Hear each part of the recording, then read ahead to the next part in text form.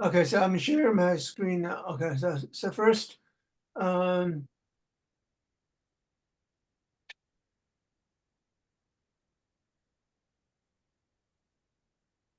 so can you see my screen? Not yet. No.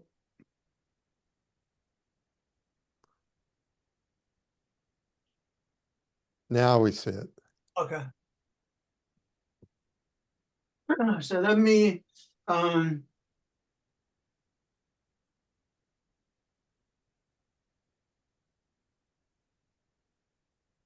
okay, so this is first I want to recap what we discussed last time, okay, on August 6th.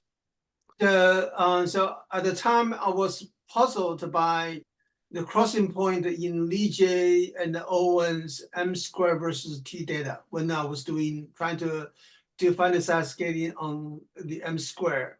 Okay. Then I checked the paper by Lujan and Membenfeld, 2001 PRL, which doesn't have a crossing.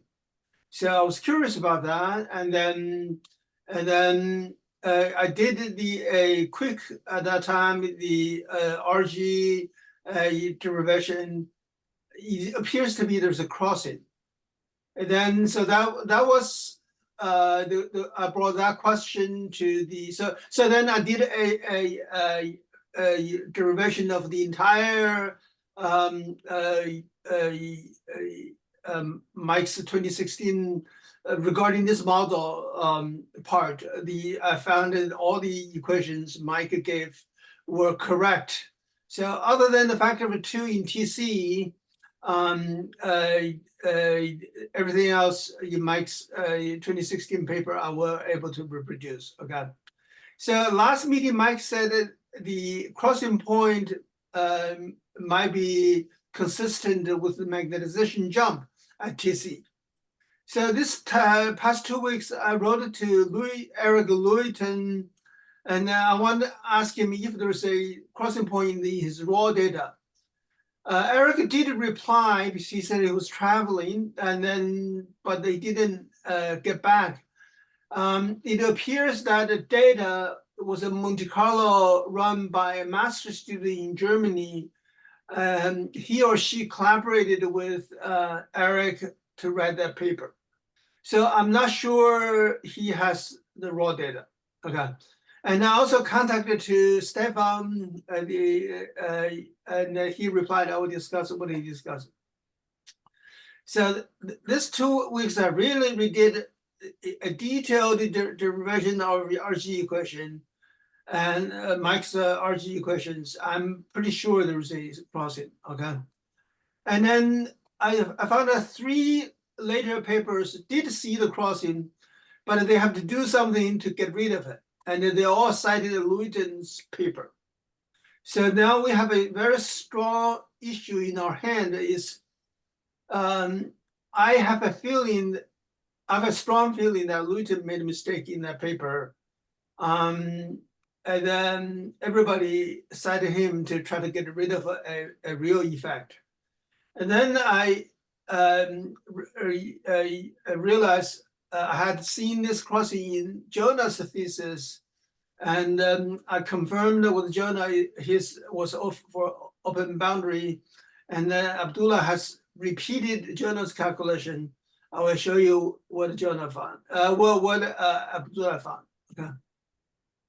So this was Jonah's thesis, and then at the time, I didn't pay much attention because we were so obsessed with that 1.6 rather than 0.8. Okay, so this so it turns out that was a big issue, but now I understand it. I realize that's not a real big deal because we understand it. Okay, the bigger issue is this crossing point. Okay, so the paper addressed this from the center is this paper by Stefan Humaniuk. He did his PhD, so this was his PhD thesis work in Stuttgart. He came to Rutgers for postdoc after the pandemic, and then apparently Rutgers did not extend his contract. He went back to Germany now, is thinking about changing his career. Mike, I have written to him, asking if he's interested to come to Brown to work with us for a year. Maybe I will talk to Vesna, see if it's possible to offer him a costless postdoc fellowship to him. I hope I can get your support for that. Okay. Sure, why not? Okay. Okay. So I think it would be very appropriate because okay. So this is what you read what he wrote back. Okay. So basically he had to work hard. So he did see the crossing, but had to get rid of it because Lewitton and the Messenfeld paper. Okay, so this is the crossing point, and then so his data, and then he was citing in this for this. Oh, I didn't realize this is Messenfeld, not a Mebinfeld. Okay. Actually, in the paper, I think it's a B rather than a beta, but anyway. But Stefan just wrote back. Yeah. So he's German, so he knows how to pronounce. Right, sure. Okay. So I have a question about the graph you just showed. Yeah. Can you show that again? Yeah, that one. So this is the quantum Ising Yes. chain, and Yes. gamma is the coefficient of the SX term. Yeah, it's this term. Yeah, right. Gamma is the transverse field. So transverse field is basically mixed up the up and down spin, created entangles, Right. and then that gives you the quantum fluctuations. Right. The classical would corresponds to gamma to equal to 0. Right. So what prompted me to write? So can you go back to that, the graphs? So one of the things you see is that as gamma gets smaller and smaller, the crossover seems to get less and less. Yeah, but in gamma equal to 0, the crossing is still there. It's just that he had to do something about this boundary condition. Right. No. Right. So this is the boundary condition, and right. Basically they had to add this image charge to get rid of it. Yeah, so that's the Ewald sum. Yes. Right. Yes. Okay. So can I say a couple words about that whole issue with Ewald sums? So if you have a potential that falls off with distance like we do here, then if you integrate over that potential and it diverges, then you need an Ewald sum to do it correctly. So like in 3 dimensions, if you have a 1 over r potential, you have r squared times 1 over r, you integrate that, it diverges. So in 3 dimensions for 1 over r, you definitely need it. Now it looks like in this situation, we have 1 over r squared in 1 dimension. So you integrate that, it doesn't diverge. Yes. All right, so that seems okay. Yes. So it seems like you might not need the Ewald sum, but that's a very good point. Yes. But Mike's paper about this shows that you can rewrite the potential as a logarithmic potential. And a logarithmic potential falls off much slower than 1 over r squared. And there you would need a Ewald sum to do it correctly. No, but I mean, the logarithmic potential is between domain walls. Right, So, but isn't that an effective potential for the thing? I'm sorry? Isn't that like an effective potential? No, it's an exact rewriting of the right, exactly. So Yeah. it would seem like you would need I don't know. It would seem like long range effects are very important. Yes. Right. That's why you usually need a Ewald sum. Yes, I mean, long range effects are very important. Right, exactly. So I don't know the answer to this. The fact that 1 over r squared, you integrate that up, that does not diverge seems to suggest you don't need the Ewald sum. And what I think that means is that you'll get the right exponents and stuff like that. But maybe the subtle effect that we're looking at, this crossover thing, is really very closely related to the boundary conditions. Right. Okay, so let's Could let me be, show could well you. be. Okay, so we'll definitely need to come back to this. Okay. Okay, Okay, so this is after he did the correction, quote unquote correction, and then he could get rid of the crossing. Okay. right, And he did the finite-size scaling. Okay, so this crossing was also seen in the in this paper by Sandvik. I believe right, Sandvik is now in Boston, Boston in the Northeastern University. He's a faculty member there. And he did see this in his PhD thesis work in 2003. And then he said a notable difference between finite-size behavior of, this is figure 5, this is his figure 5, and the magnetization for the classical system is the later case curve does not intersect. Okay, so he was referring reference 17 and Lutyens. right, So I'm just wondering about this. Okay, so this crossing behavior, but he did say this crossing would be expected if there's a magnetization jump. Okay, so he seemed to touch on the key issue here. So I replotted Luyten-Metzenfeld's figure here. Okay. So this is the data from Owen and then Lige. Okay, so I replotted it the same way. This is the RG invariant quantity. So versus K is 1 over the temperature. The crossing point at 0.5. Okay, so the way if the critical temperature is defined the way Mike defined it, then this would be 1. Okay, and then but the way it's defined, the TC is twice as Mike's TC, so this is 0.5. Okay, so the crossing point is it's almost exactly at the crossing point of the data.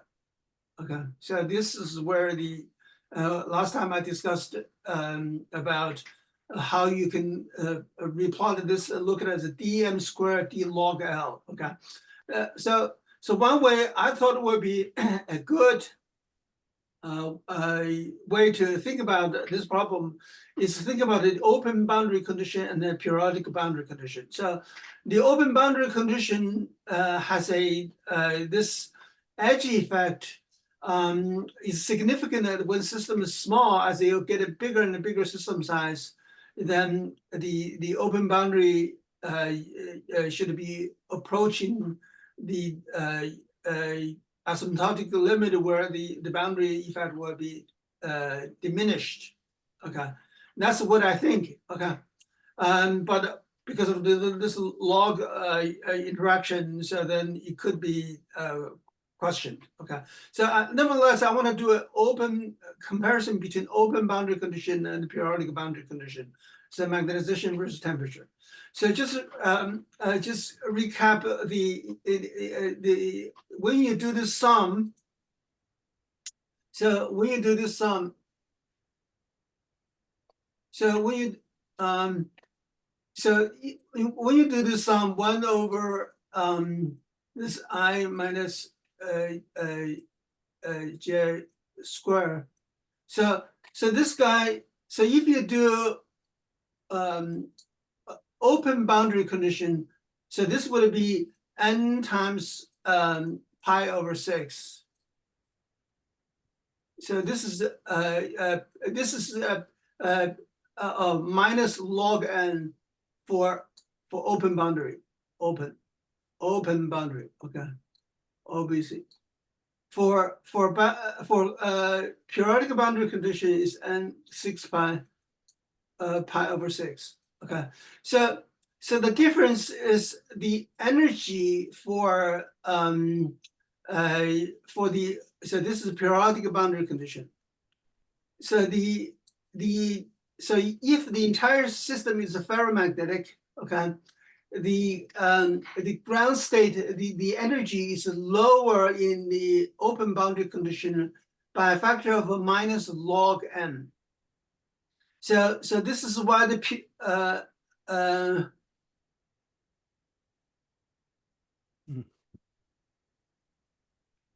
So the open boundary condition has, according to you, a smaller magnetization. has a smaller magnetization. For the same temperature would be smaller magnetization, yes. And that wouldn't that correspond to, let's say, a larger value of energy or not? Um, Not sure. Smaller magnetization means the spins are not lined up as much. So that means that you have the energy gets closer to zero, or this term should get bigger. 1 over I minus j squared should get larger. Isn't that true, or do I got that mixed up? let me see my note. What's the correspondence? What you would expect for the Yeah.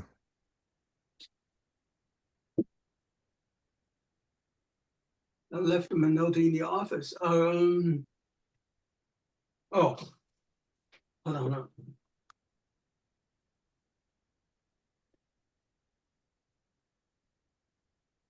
Of course, this is m squared, not m, so I'm not sure.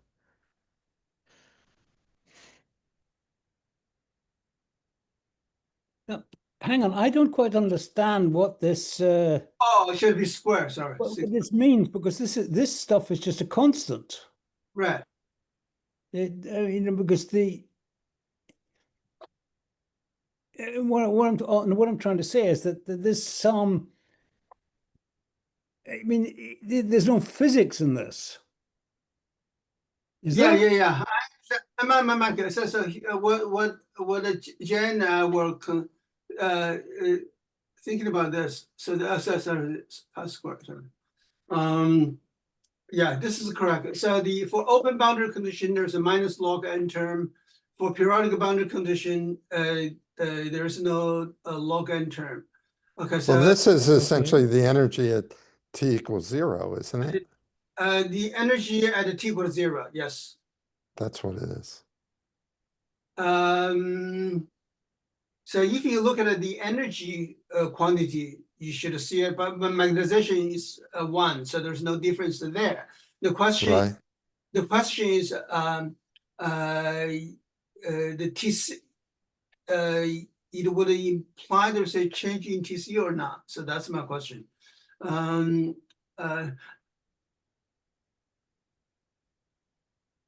Okay, so I just want you to be aware there's this factor here. Okay. So when I plot, so the quantity, what we are interested in is the renormalization group invariant quantity, right? So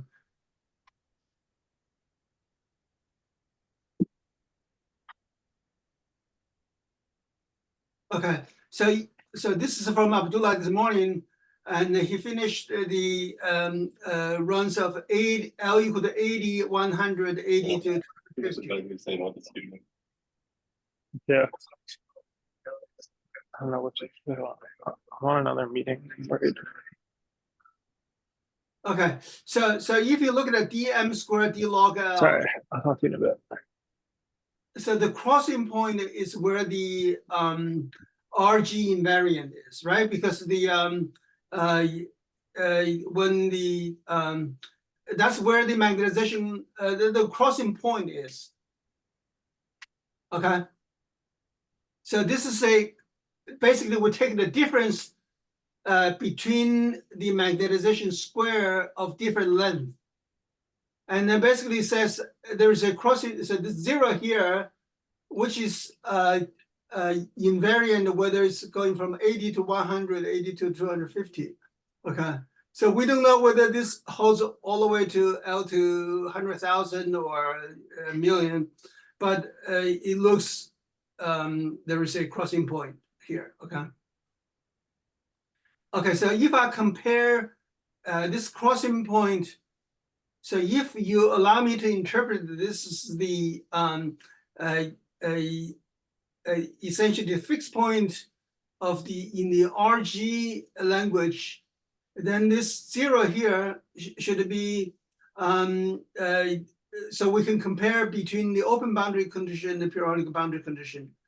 And then it's within, I think, our error, they are the same.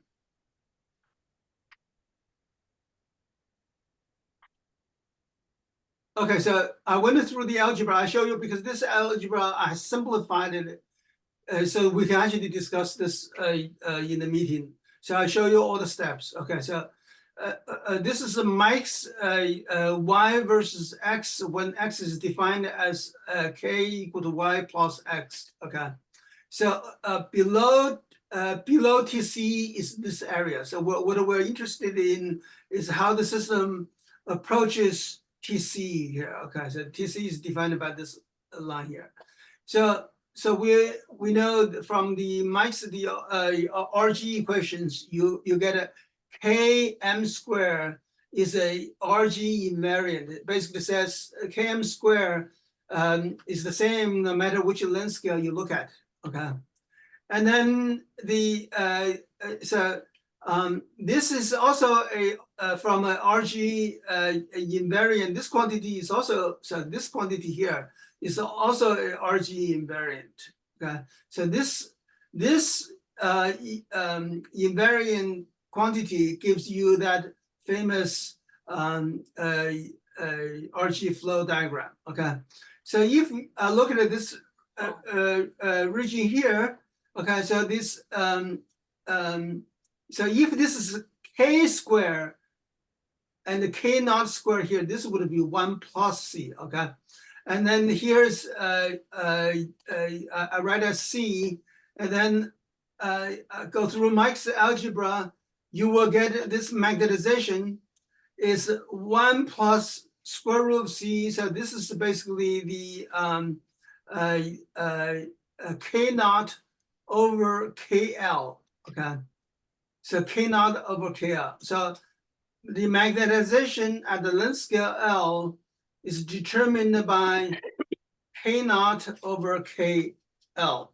Okay, so the magnetization jump at TC was m squared infinity is equal to then k naught divided by k infinity just 1. Okay, so that's I think I now fully understand Mike's RG the mathematics of it. Okay, so if I take I went through Mike's algebra, so this expression for XL is correct. So if I do just simplification by taking L to infinity, I drop this term first in this expansion, then the lowest order is this. Okay, so then if I do a straight simplification and change L to log L, I get this expression. Okay, so then the result is almost extremely simple. In the magnetization versus L should look like this. So if you do a Taylor expansion, the first term, when you do this Taylor expansion, the first term is actually a negative correction, right? So if you do a expansion here, this will be 1 minus a constant here, okay, L to the -2 square root of C, okay? So this minus sign here is this magnetization goes up with the increase in L for T less than TC, okay? For T less than TC. So below TC, M squared grows with length. This makes total sense because for finite size system, the energy cost to grow to nucleate a single domain wall goes a log of the system size, right? So then small system size, you can have free domain walls. And then as you make the system bigger and bigger, the cost of this free domain wall gets more and more expensive, and it's become less likely. Okay, in the limit of L goes to infinity, there's no free domain wall at all. So this gives you this is the Fowler's jump. Okay, so this gives you the jump at the TC.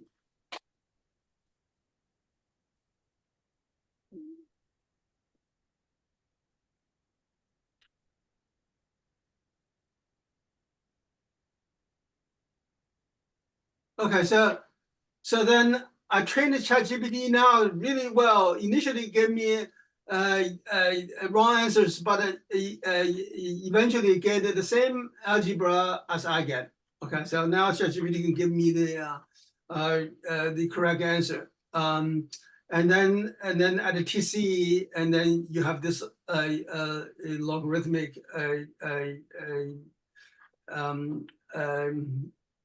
term. Okay, so above TC we discussed the last time. You need a central limit theorem for it. Okay, so the main conclusion is I have a strong. I'm strongly convinced that m squared versus t has to have a jump, has a cross. Sorry, and then this is exactly the consequence of the RG invariant.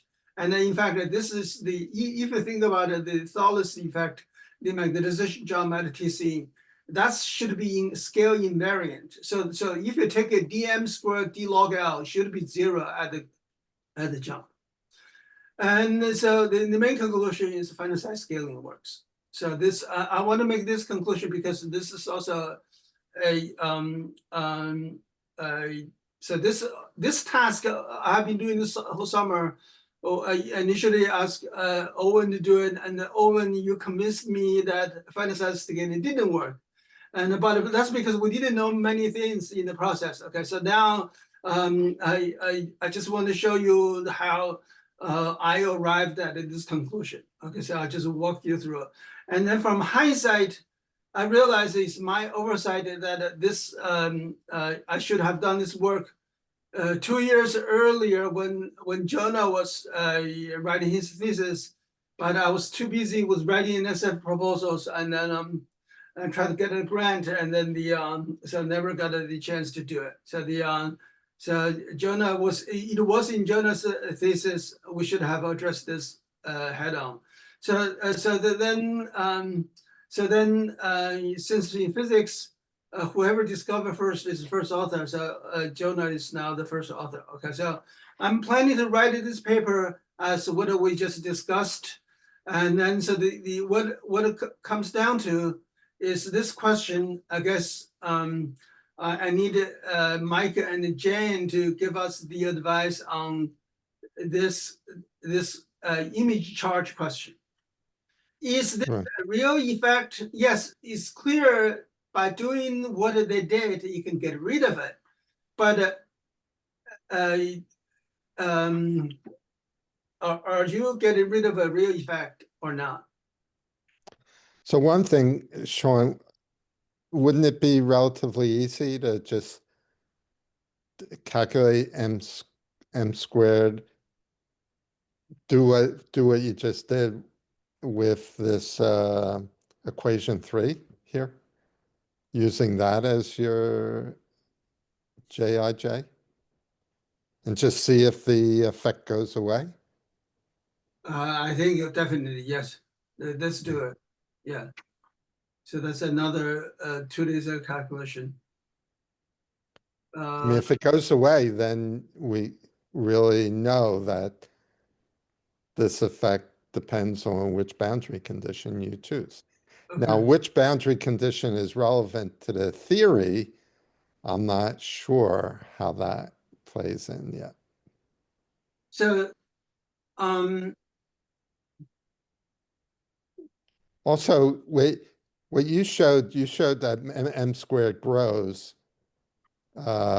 with length scale for t less than tc. I understand that.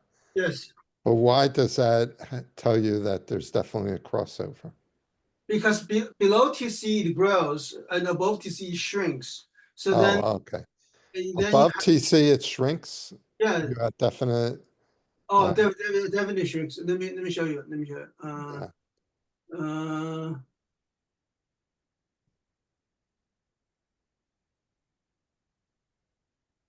I think this is 2 meetings ago. Oh, sorry. That's TC. Hold on. So this one here. So so this is okay. So this is the raw data from Owen's run. Okay. So Oh, I see. It grows and then it decreases. Yeah. Yeah. Okay. so But this that's a simulation thing. this Do we is have any theoretical explanation of why m² decreases above TC? that's the derivation I showed you here, right? So the so the theoretical is if you carry out Mike's, This is below TC, isn't it? yeah. Right. Above TC, that's Above TC. above the TC, that's what we discussed last time, right? It has come from the central limit theorem. Oh, okay. All right. Okay, so it's actually very easy to discuss why that's the case. Okay, so let me show. Okay. All right. Well, if uh, that's true, then, but oh, then the question is, why does this other boundary condition give you a different answer? right. So that's the key. Okay, so okay, so if you look at the Lewton's data, if you look Right. at this is above, this is this is below TC. Okay, above TC is here, right?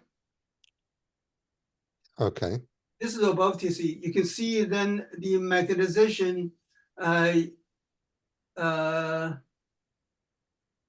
Yeah, magnetization. Oh, okay, so above TC, the magnetization shrinks with the increase in system size, right? Okay. Yeah. Okay, so that's the same as ours, but theirs it also shrinks above below TC. Right. So if it shrinks in both sides, then there's no crossing point. Right. Right. And then Or if it stays the same, here it shows that above TC, it doesn't change. That's what this curve says, right? which curve? The one you're looking at right here. This is the Louis. No, Yeah. in Lewton's figure, both the magnetization goes down with the increase in system size for both below and below TC. Below TC, but what about above TC? Above What Has it about, down. but It this is must be above treated TC. in the limit, in the limit of of infinite system size, the magnetization has to be zero if T is greater than TC. Yes. Yeah, so I understand that now. I have no problem with that. Yeah. The real question is, you showed, so I understand, you showed that below TC, the magnetization increases. And we know from this and other arguments and what you just said, Mike, that above TC, the magnetization decreases with size, right? Yes. So that argues there is a crossover. Yes. So the question is, why is that not seen if you use the Ewald sum? Right. So that's the real question. That's a real question. Yeah. So what my fear is the Ewald sum introduced the new physics that's not in the original model. Okay. Yeah. Because the open boundary should give you, as you go to larger and larger system size, the boundary should become less and less important. And then so one way to check is this. The way that Abdullah just did is you go, if you compare 80 to 100 and 80 to 250, as you get the system size get bigger, and then the boundary effect should become less important, right? Right. And then but the crossing is still there, and Yeah. exactly the same point. Yeah. So I'm afraid that this Ewald is essentially a point charge looking at the mirror. and then you just keep on adding more and more. So effectively, you have an infinite amount of charge interaction.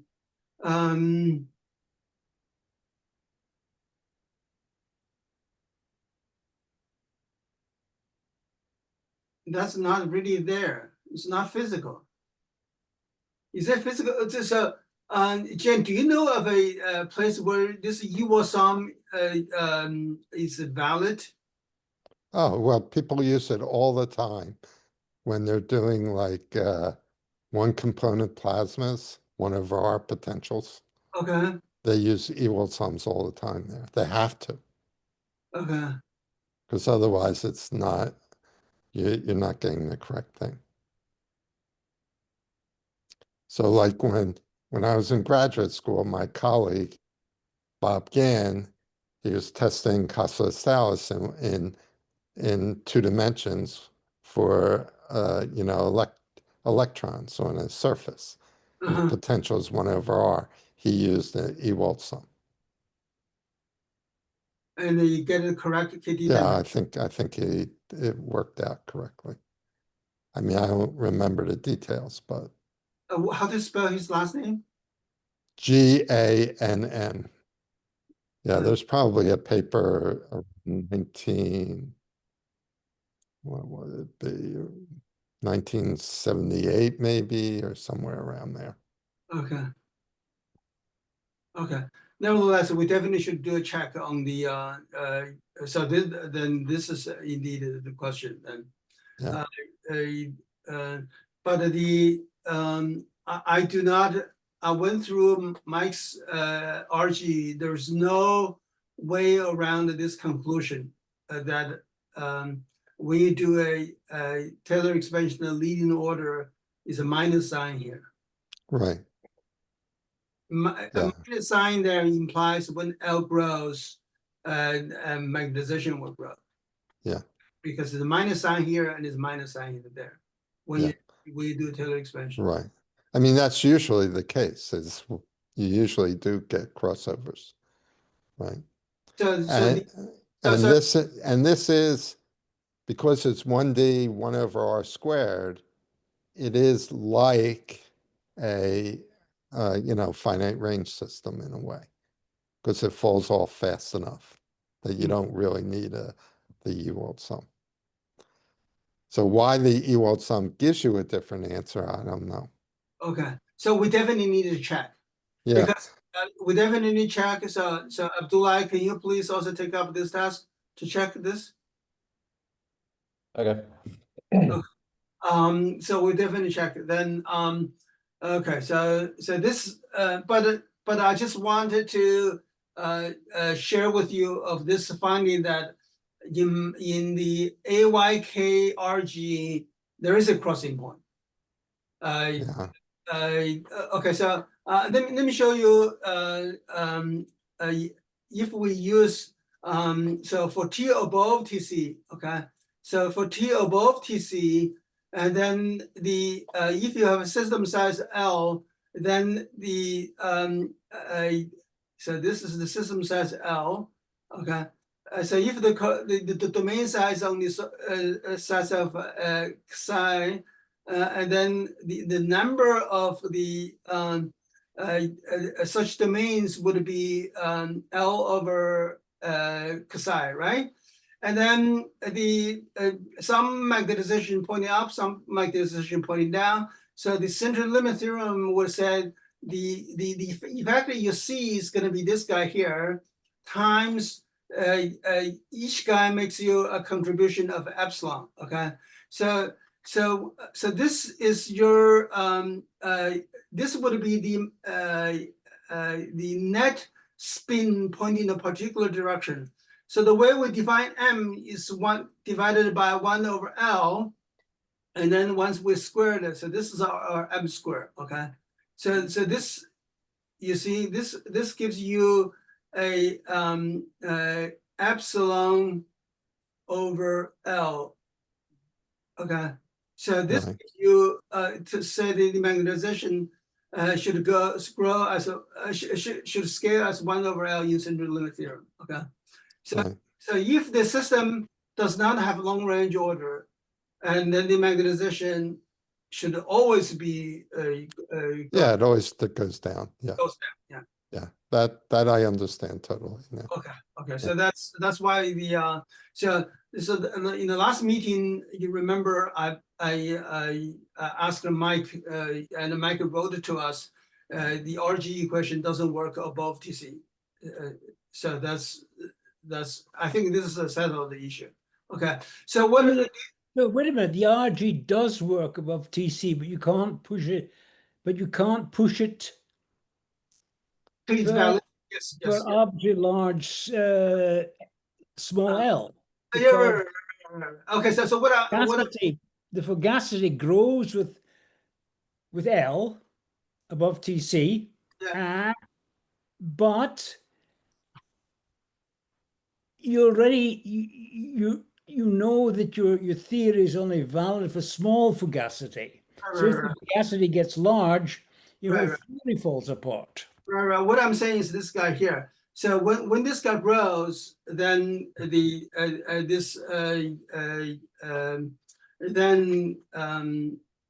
you can derive M from it. Okay, because this is out of the validity of the RG.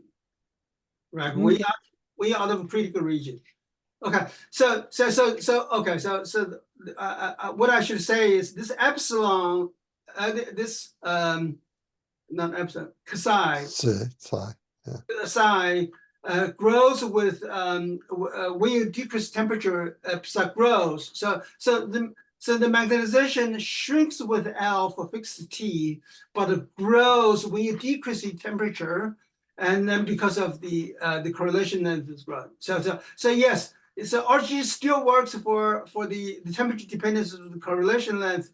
But in terms of getting a zero magnetization, it comes from the central limit theorem. That's what I'm saying. Okay, so I think this is settled. Okay, so then so the theory. So Mike and Jen, can you confirm to me I did not make a mistake? Because the algebra is only 3 pages long, and it's I checked the double check. I could not see it's possible. I just cannot see a way to agree with Lucian's data. So the RG has a crossing. That's my basic. That's your point. Yeah, that's your. Yeah. Well, it looks like what you did is correct. I don't know. I don't see any problem with it. Okay. So there's no fancy mathematics at all. And so ChatGPT is really reliable when you ask it to do this kind of just have many terms moving around, and then it's really reliable. But if you wanted to do critical thinking, then it can give you the wrong result. Yeah. Right. I mean, I'll try to go over your algebra again and just make sure. But so if you find that my algebra is completely off here, I'll let you know. Minus sign. What it comes down to, this is in physics is very interesting. It often comes down to a sign of a term, right? It's negative or positive, right?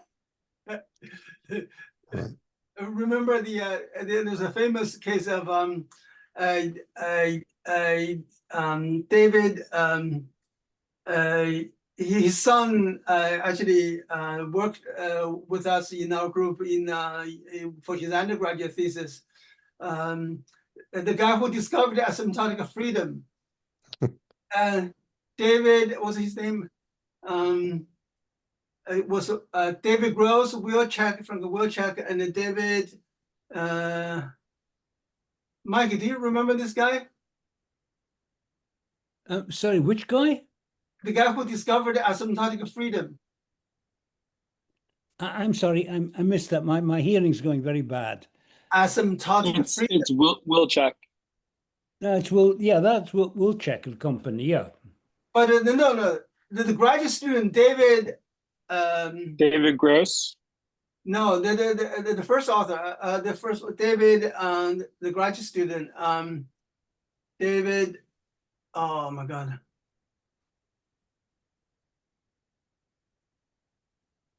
Okay, there are three people, right? I can't remember. There are three. Yes.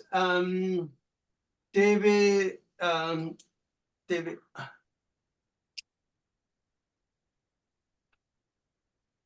Adam.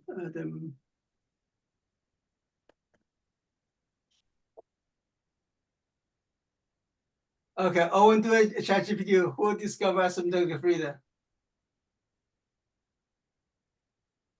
You're not talking about David Gross, are you? David Gross, Frank Wilczek. David Politzer. Oh, David Politzer, right? Yeah. Adam Oh, Politzer yeah. was Adam Politzer was the undergraduate in our group. David Politzer, when he was a graduate student, he calculated the beta function and then found that it was negative. And so then it means asymptotic freedom. And then David Gross and Frank Wilczek got a positive. And then so when at the time David Politzer's advisor was on sabbatical in Princeton, so he invited David Politzer to give a talk in Princeton, and then he said he got a negative sign, and then the issue was is positive or negative, and then and then after he went back to Harvard, and then he called David Sidney Coleman and said, I still get a negative sign. And then Sidney Coleman said, yeah, David Gross and Frank Wilczek found a mistake in their calculation. It is negative. Now they submitted the paper. So the two papers are published back to back. So the three of them share the Nobel Prize. And then there's the Hollywood made a movie about this Sheldon Cooper deriving this beta function on the board, and then a girl came in and said, oh, you made a mistake.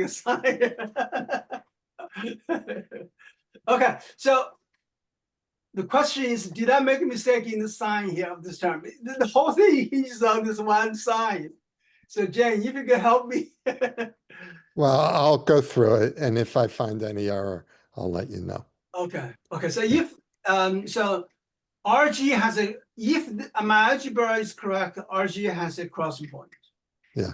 And open boundary definitely has a crossing point, was first seen by Jonah, and now it's confirmed by Abdullah. Okay, so then they had to work really hard to get rid of it. So the question is are they getting rid of the real thing or not? Right. Okay. So yeah, so this is what I want to share with you guys today. Okay. Okay, so then this will be the end of this meeting. So then I only have 2 weeks time left. I need to finish this paper. So my goal is to finish the paper and the proposal. So I'll be writing like mad. So so Jen, if you can get back to me whether this is my algebra is correct or not. This is really crucially important. Okay, I'll take a look at it. Okay. All right. Okay. Okay, sounds good. Thank you. So we done for today? Yeah, we're done today. Yeah. Okay. Okay, thank Bye-bye. you. Bye. Okay. Thank you, guys. See you. Malcolm, when are you coming back? I'll be back. We're flying back on the 30th, I think. Okay. We've got another few days here and then going to, Max Planck Institute in Göttingen for a few days. Okay. Till the end of August, then we're coming back. Okay. Okay. Okay. Take care. See ya. Yeah. Bye-bye.